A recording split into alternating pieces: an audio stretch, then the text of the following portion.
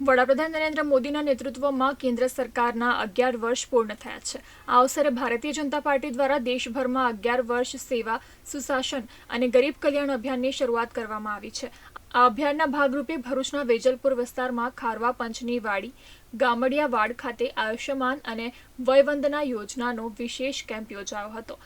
આ કાર્યક્રમમાં ધારાસભ્ય રમેશ મિસ્ત્રી, ભરૂચ નગરપાલિકાના પ્રમુખ વિભૂતિ યાદવ તેમજ નિરીક્ષક ચંપક મિસ્ત્રી ઉપસ્થિત રહ્યા હતા। આ પ્રસંગે આયુષ્યમાન કાર્ડ અને વયવંદના યોજના અંતર્ગત લાભાર્થીઓએ આરોગ્ય સુવિધાઓનો લાભ લીધો હતો।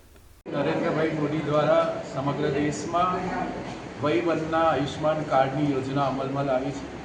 70 વર્ષથી ઉપરના બધા જ વડીલોને ભારત સરકાર દ્વારા 5 લાખ રૂપિયા સુધીનું આયુષ્યમાન કાર્ડ આપવા માટેની પ્રક્રિયા ચાલુ છે। ગુજરાતના મુખ્યમંત્રી શ્રીમાન ભૂપેન્દ્રભાઈ પટેલ દ્વારા વધુ 5 લાખ આ યોજનામાં ઉમેરીને આ કાર્ડને 10 લાખનું ગુજરાતના નાગરિકોને આપવાનું અભિયાન ચાલી રહ્યું છે।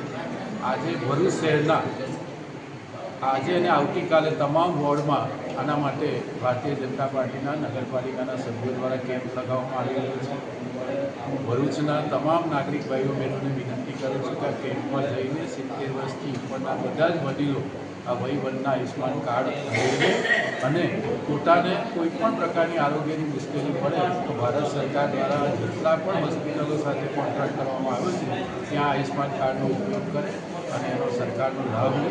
પ્રધાનમંત્રી નરેન્દ્રભાઈ મોદીનો પણ રાજ્યના મુખ્યમંત્રી ભૂપેન્દ્રભાઈ પટેલનો પણ ભરૂચના નાગરિકોને આ લાભ આપવા માટેની વ્યવસ્થા ઊભી કરાવી આપવા માટે નાગરિકો વતી આભાર વ્યક્ત